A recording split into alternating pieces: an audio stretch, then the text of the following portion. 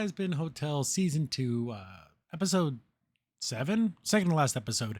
And the the songs, while not completely unenjoyable, slow the show down so much to where they take two steps forward. Where I would say out of the half hour of the show, we get about 8 minutes of plot, and the rest is just not funny jokes and songs that don't really push the story forward. It's so frustrating to want to see what happens next, but then you have to trudge through all these freaking songs and nobody cares. I don't. It's it's not the worst thing. I know it's like a musical, but it's like you want to get to the story already. Like it gets tiring after a while. But the big battle for heaven is going to be happening. Uh, we get to see why that little sea urchin guy, the Invader Zim character, while he's in the show, and it's the dumbest reason. Like it didn't even have to be a thing. This character does not need to exist. So then we also get to see this big super weapon. I thought it'd be cool. It's as stupid and as Looney Tunes as you could possibly imagine. But okay, so we'll jump right in. Lucifer is going to go meet Charlie where he thinks it's Charlie, but it was just Fox. And it's a big empty warehouse.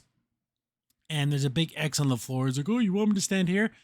They made Lucifer so stupid, so unintimidating, so pathetic.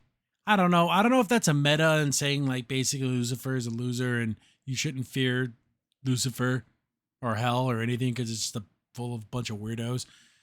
But he gets trapped and he puts him like in this little glass jar. He calls it metal, but it's obviously see-through, so it can't be made of metal.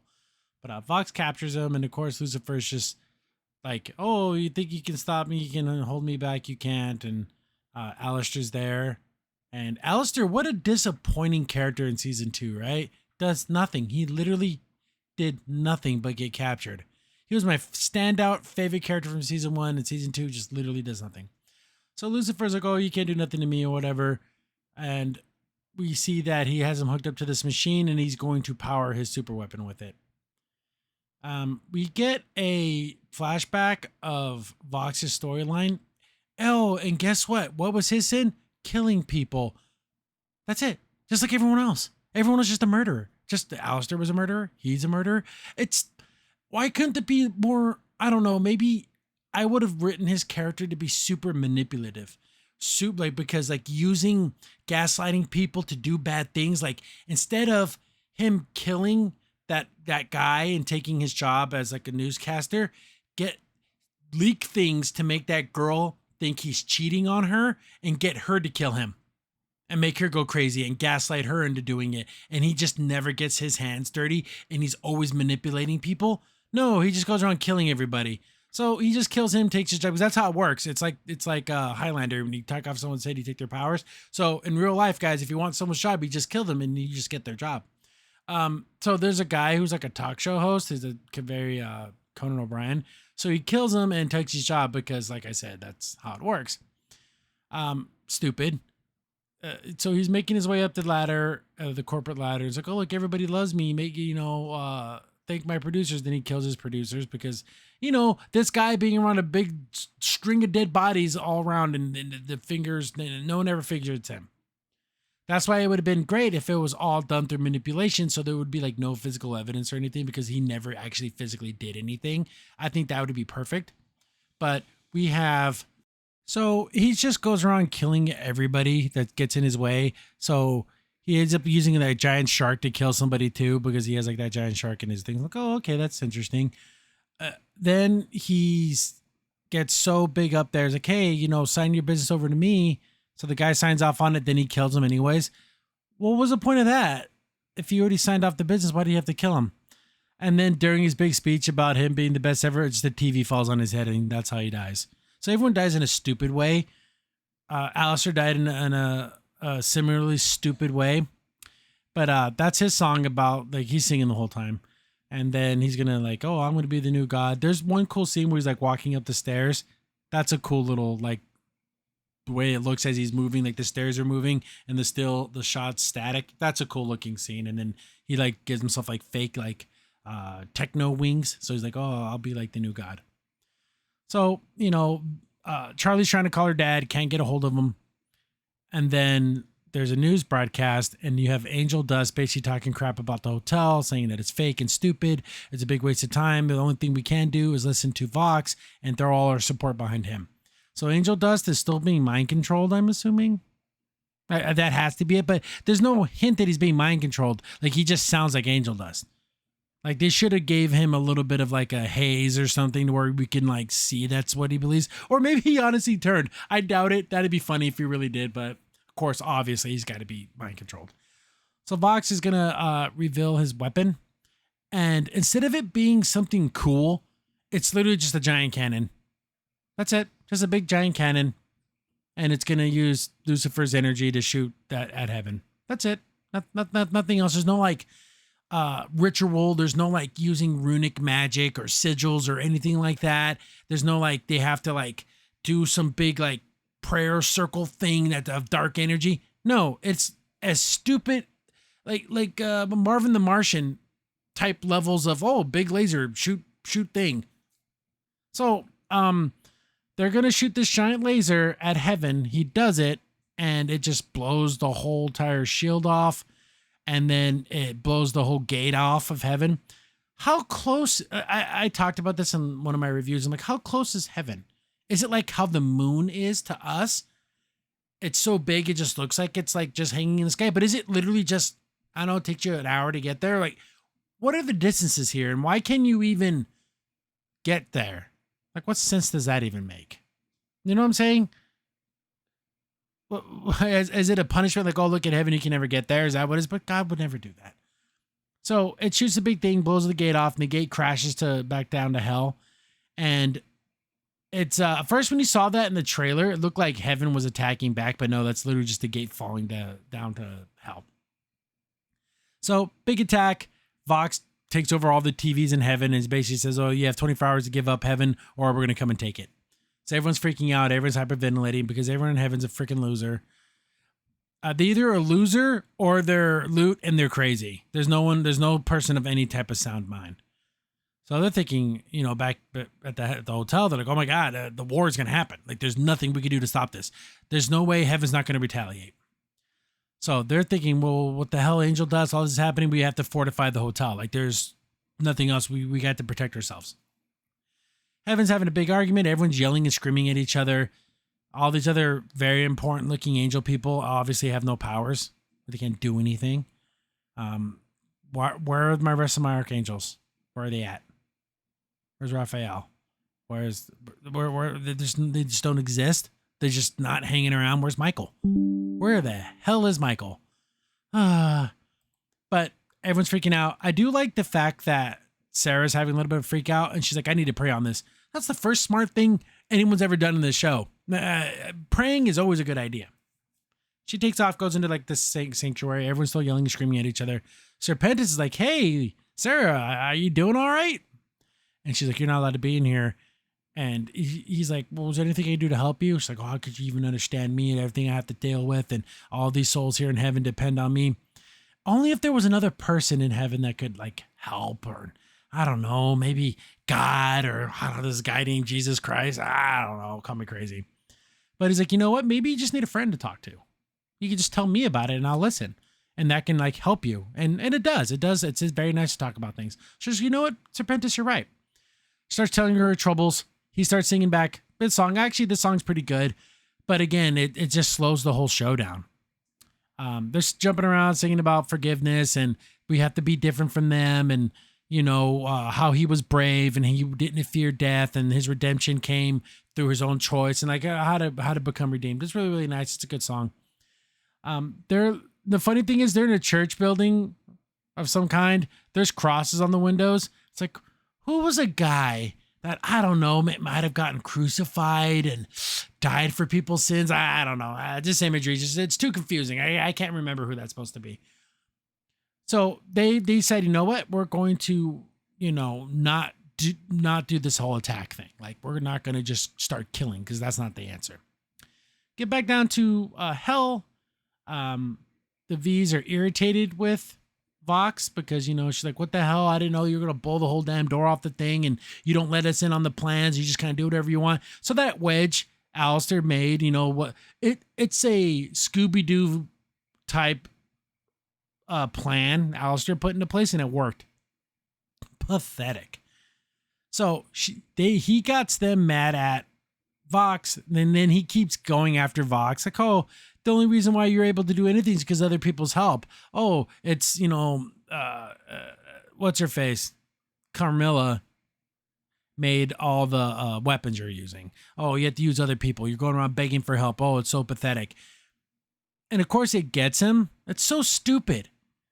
Ugh, I hate when villains are unbelievably dumb. His hubris. Your hubris would be your downfall, and that's 100% Vox. But he's like, I'm going to show you. But then I guess, Alistair's been cooking this plan this whole time. I do. God, I want to like Alistair, but he sucks in this season. Get back to heaven. They're having a big council. And then Sarah's like, hey, Luke, gather all the soldiers. And he's like, oh, yeah, I can't wait to kill everyone. He's like, and tell them to stand by. She's like, what? He's like, no, we're going to do everything we can to prevent this war. She goes to Emily. Hey, Emily, go down to Hell. Do your best to convince Hell not to go through with this. I've kind of stood in your way, but you've always been the one that has hope, and you're the best person for the shop. Super nice. I love it. She trusts her sister to go down there. Just take Serpentis with you. Is there a reason why he can't go? Why? Can someone explain to me why don't they just take him down there and say, hey, look, redemption works. Here he is. Ugh. So back to the hotel. They're fortifying the hotel. They're like, hey, we have to save Angel. And he's like, hey, we can do one or two things. Go save Angel, fortify the hotel. We can't do both. So it only makes sense to try to save the hotel.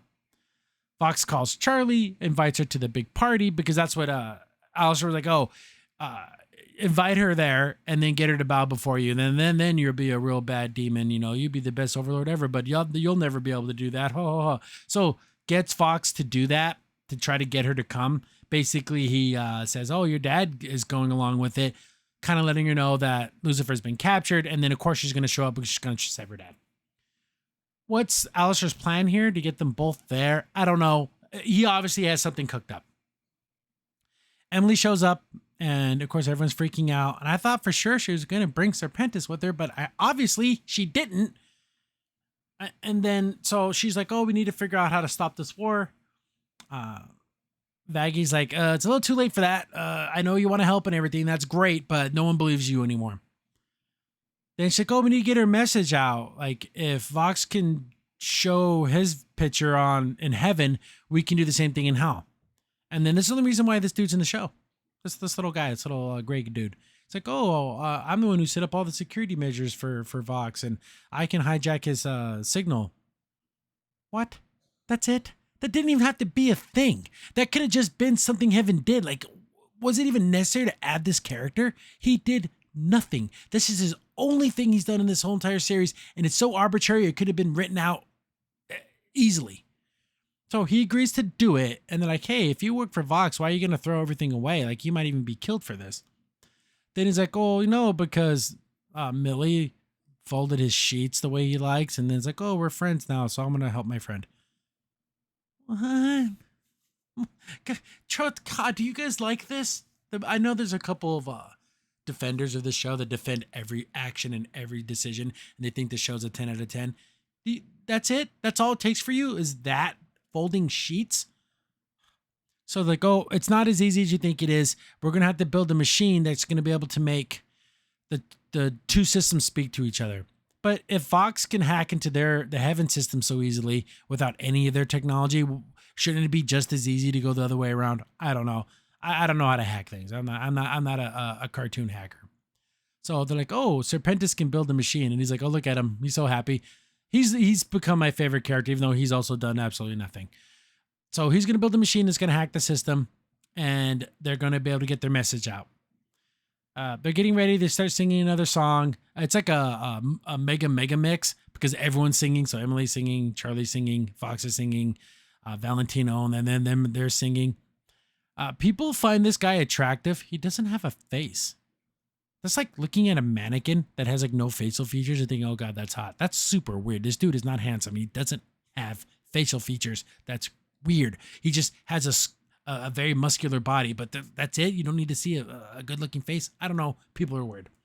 So they're singing their song. Everyone's kind of like doing their little part. It even goes back to Loot. And of course, Abel's super pansy, super, God, the words I want to say are inappropriate. But he's like, oh no, what am I going to do? I'm going to piss my pants. Oh, he literally says, I think he's going to say he's going to crap himself. But then Lute's like, yo, you're pathetic. You're not worthy of your father's helmet or whatever, and it's going to fall like gravity, like her other song.